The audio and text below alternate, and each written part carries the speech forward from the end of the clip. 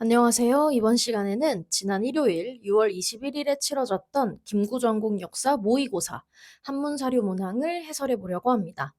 총 두 가지 사료가 주어지고 괄호 안에 기억에 공통으로 들어갈 지명과 니은에 들어갈 인물을 각각 쓰라고 나왔습니다. 첫 번째 사료 먼저 볼게요. 출전은 따로 주어지지 않았습니다. 관구검이 기억성을 공격하여 함락시키고 그것을, 즉 성을 도륙하였으며 이내 장수 왕기를 보내서 왕을 추격하였다. 왕은 남옥저로 달아나고 중령에 이르렀는데 군사들은 나뉘어 흩어져서 거의 사라지고 오직 동부의 미루만이 홀로 곁에 있다가 왕에게 이르러 말하기를 이제 추격해오는 병사들이 심히 가까이 있으니 형세가 벗어나기가 불가합니다. 신이 청하건대 죽을 결단을 하고 그리고 그들을 막을 테니 왕께서는 달아나소서라고 하였다. 마침내 결사대를 모아서 그들과 더불어 적진으로 나아가서 힘껏 싸웠다. 네, 여기서 크게 힌트가 될 만한 것은 관구검, 그리고 왕이 남옥저로 달아났다. 미루 정도가 되겠네요. 뭔가요? 고구려는 3세기 중반에 위나라 관구검의 군대가 공격해온 적이 있었죠. 그런데 원래 고구려와 위나라는 처음엔 친교를 맺고 있던 호의적인 관계였습니다. 오나라에서 고구려에 친교 요청을 했을 때도 동천왕은 되려 오나라 사신을 처형한 후에 위나라로 보내면서 위와의 관계를 굳건히 했습니다. 그런데 문제는 이후 238년에 위나라 내부에서 공소년의 난이 발생을 하고 이 난을 진압하는 것을 도와달라고 고구려에게도 요청을 했어요. 고구려는 오케이 하는 대신 서한평을 달라. 위나라는 알겠다, 주겠다 라고 했던 것이죠. 그런데 이 난이 진압된 이후에 위나라는 고구려에게 서한평을 줬을까요? 안 줬을까요? 당연히 안 줬습니다. 따라서 이 공손씨 세력이 소멸한 이후에도 오히려 위나라와 고구려는 긴장 관계가 조성이 되고 또 동천왕은 그냥 서한평을 무력으로 탈취해버리기에 이릅니다. 따라서 위나라에서는 결국 관구검이라는 장수에게 군사를 주어서 고구려를 공격하게 하는 것이죠. 그렇다면 이때 관구검에 의해 도륙된 이 기역성은 어디일까요? 네, 이 시기의 수도였던 환도성입니다. 따라서 이때 환도성이 함락당했기 때문에 동천왕은 이후에 수도를 평양성으로 옮기기도 합니다. 아무튼 괄호 안의 기역은 환도가 되겠습니다. 그리고 이 남옥저도 키워드인데요. 이때 동천왕은 남옥저 방면으로 달아났다라는 것도 꼭 알아주시고 이 미루라는 사람은 중령을 지키면서 왕이 남옥저로 피신할 수 있도록 활약해준 충신입니다. 한자 꼭 눈에 익혀주세요. 넘어가서 두 번째 사료 보겠습니다. 이번엔 출전이 주어졌습니다. 삼국사기입니다. 연나라 왕 황이 용성으로 천도하였다. 이비장군 한이 청하기를 먼저 고구려를 취하고 후에 우문부를 멸망시켜야 그런 연후에야 중원을 도모할 수 있다고 하였다.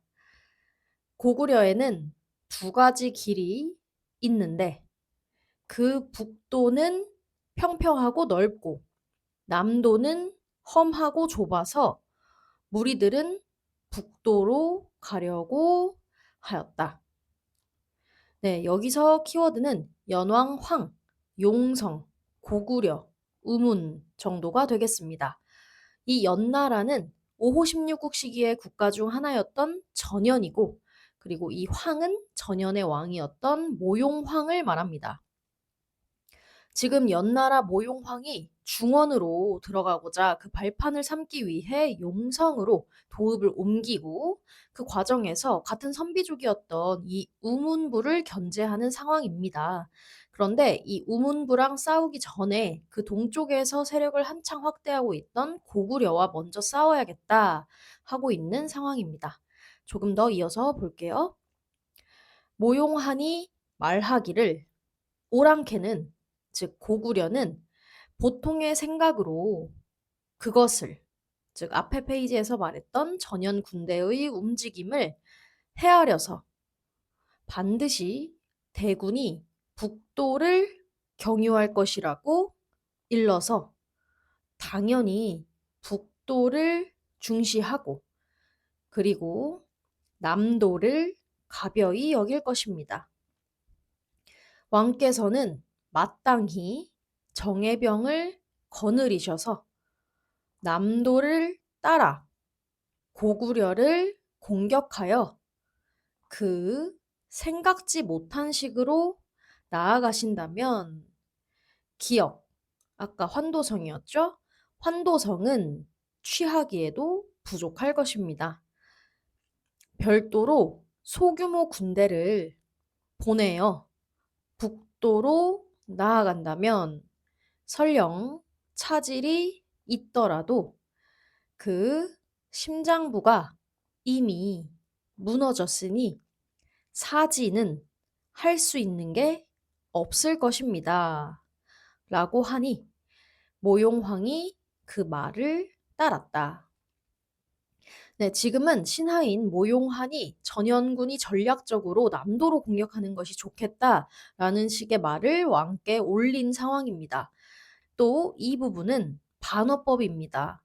환도성은 부족하다, 취하기에. 즉, 취할 것도 없다, 껌이다, 껌. 이런 말입니다.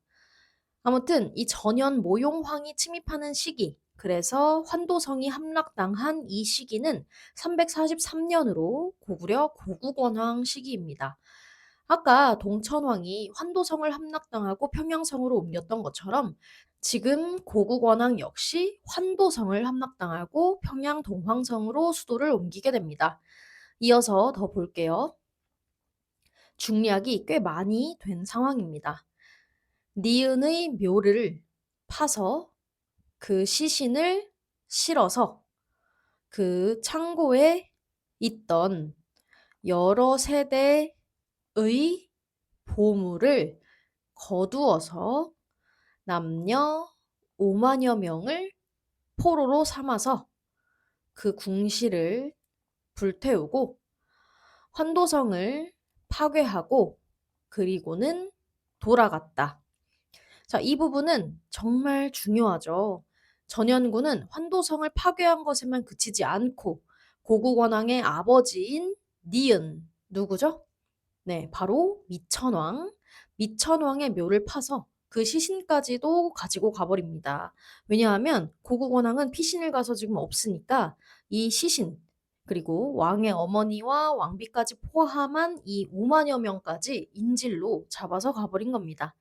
따라서 이 니은에 들어갈 인명은 미천왕이 되겠습니다.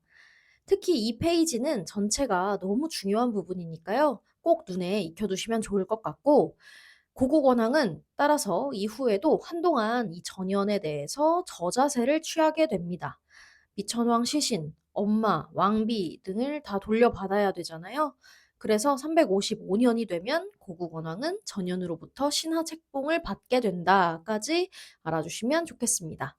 오늘 함께 볼 사료 여기까지입니다. 감사합니다.